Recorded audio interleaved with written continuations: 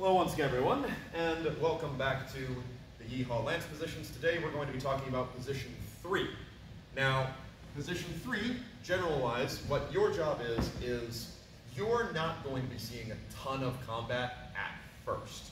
The best way of thinking of position 3 is that generally you're on the lighter armored side. This is a great role for beginners, especially if you do want to get a bit more into the action and you want to be a part of kind of that classic 3D Lance stack. Position 3 is a great one to start off with, and you're going to generally be armed with the longest spear you can get your hands on.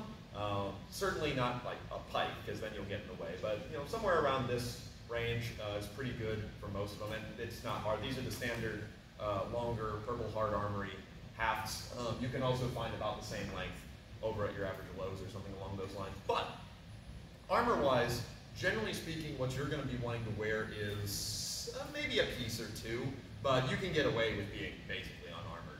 Usually what I recommend for a 3 to wear is going to be maybe a mail shirt, or perhaps just a breastplate, something that doesn't impact your movement all that much, as really your biggest defense is having that amount of range. Now, your priority as far as when the lance is intact is pretty much just to stand by and be ready. For the most part, you're going to be standing behind everyone else. So for reference, we've got the 1, the 2, here's the 3, offset over the 1's right shoulder. That means you're mostly going to be standing like so, or even like so. Anything that allows you to thrust cleanly over the head, you're not going to have a ton of room to be putting yourself forward, and you really don't want to. It's mostly anything gets a little too close to the 1, that's your opportunity to take care of it, or things along those lines. Alternatively, if the 1 goes down and the 2 has to take the place, now since you don't have the cutting potential, you have the reach instead. Now the biggest thing for the number 3 to be looking for is to be patient. I've been in so many melees where I was either in the 2 or the 1 slot, or because people in the 3rd rank and beyond are so eager to get into the fight, they end up pushing the 1s and 2s forward, and they're not able to do their job. They tangle them up, etc. So really what you want to be focusing on, especially because if you're staying in the overhand grip, anytime you thrust, your elbow goes somewhere, usually into the back of the 1 or 2's head, and that's just obnoxious and not needed. What you do have here is a great shield. If you cannot reach anything on the opposite side, just putting this above the 1 or above the 2 can do a lot for protecting them from downward cuts. Alternatively, you do also have the ability to somewhat entangle.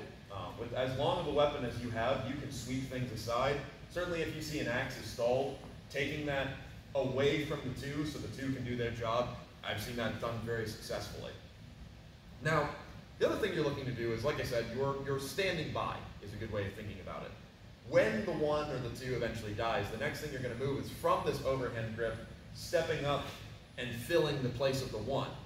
Now the reason for this is that because you've got this longer reaching spear, you can hold ground for a long time, and you'll see that often is that the 1 and 2 will grind each other down, and then the fight with the 3s will take just as long as the fight with the 1 and 2s. The other thing is that while you're not necessarily a dedicated armor killer, you have a decent chance against someone in more armor.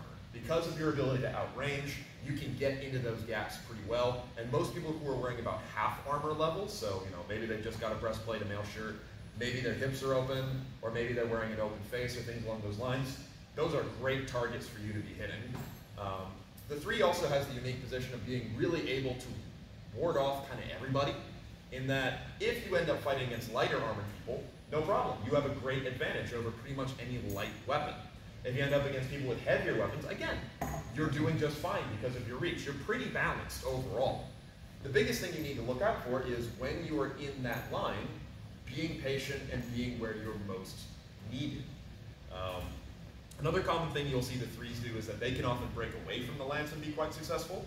So if, for example, the 1 and 2 need to hold something, 3s are kind of next on the block for moving up and widening the block if need be. This is because, again, longer spears, they can actually stay and kind of fight pound. They can punch above their weight, really is the best way of thinking about it. So if you're looking for something that's overall pretty balanced, keeps you decently safe, but doesn't necessarily excel at any one given thing, the 3 is a pretty good route for you to go down. All you need is a spear, taller than you generally, like much taller. Because for reference again, I am 6'4". This spear is probably about maybe a little over 7 feet, maybe 7'6". I don't know. Either way, something along those lines is really what you're looking for, and be patient. Your time will come, and you will be able to be an effective combatant. Now, as far as sidearms go, because you may have to be a little bit more varied, you will see all manner of things being carried by threes. Threes can get away with carrying a longsword. Generally speaking, though, what I recommend is, since you tend to be on the lighter armored side, I really do recommend sword and buckler as being your backup weapon. Not for the reason you think, though.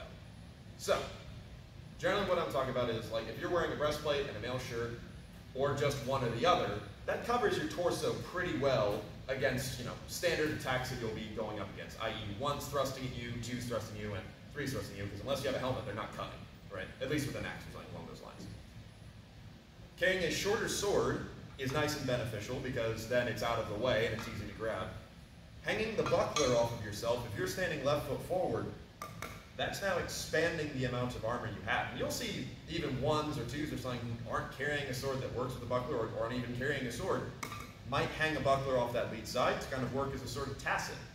I find this works really well for the threes, though, because if there's anyone who might have to ditch their weapon, more so than others, it's probably the three. There's a time when that long of a spear is no longer advantageous.